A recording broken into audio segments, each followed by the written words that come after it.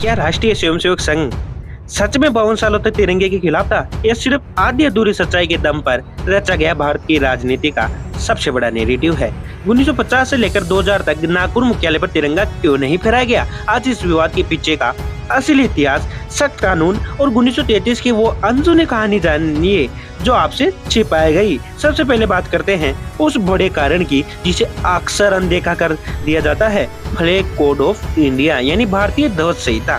26 जनवरी 2002 से पहले भारत में कानून इतना सख्त था कि कोई भी आम नागरिक, निजी संस्थान या एनजीओ सामान्य दिनों में राष्ट्रीय ध्वज नहीं फहरा सकता था। नियम सिर्फ सरकारी इमारतों और विशेष राष्ट्रीय पर्वों तक ही सीमित थे।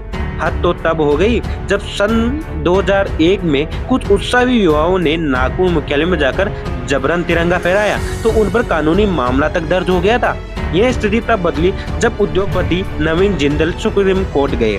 2002 में सुप्रीम कोर्ट के ऐतिहासिक फैसले के बाद फ्लैग कोड को बदला गया और हर भारतीय को अपने घर और संस्थान पर सम्मानपूर्वक तिरंगा फहराने का मौलिक अधिकार मिला। लेकिन क्या संघ तिरंगे के प्रति सम्मान केवल 2002 से शुरू हुआ है? जवाब है बिल्कुल नहीं।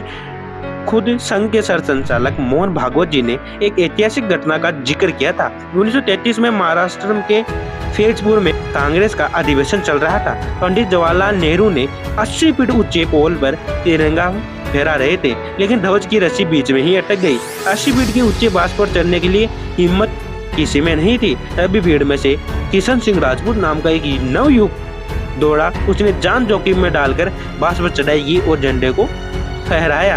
पंडित नेहरू ने उसकी पीठ थपथपाई, लेकिन जब पता चला कि किशन सिंह संघ के शाखा में जाता है तो उसे सार्वजनिक रूप से सम्मानित करने से मना कर दिया गया। इसके बाद संघ के संस्थापक डॉक्टर हेडगेवार खुद उससे मिलने गए और सम्मानित किया। यानी संघ की निष्ठा तिरंगे के साथ हमेशा से रही है। संघ की परंपरा में भगवा ध्वज को सर्वोच्च गुरु माना जाता है, जो त्याग और सांस्कृतिक निरंतरता का प्रतीक है। यही वजह थी कि शुरुआत में ध्वज के स्वरूप को लेकर वैचारिक मंथन जरूर था, लेकिन 1948 में ही संघ ने लिखित रूप से तिरंगे को भारत का एकमात्र राष्ट्रीय ध्वज स्वीकार कर लिया था। 15 अगस्त 1947 और 26 जनवरी 1950 को भी मुख्यालय पर तिरंगा फहराया गया था।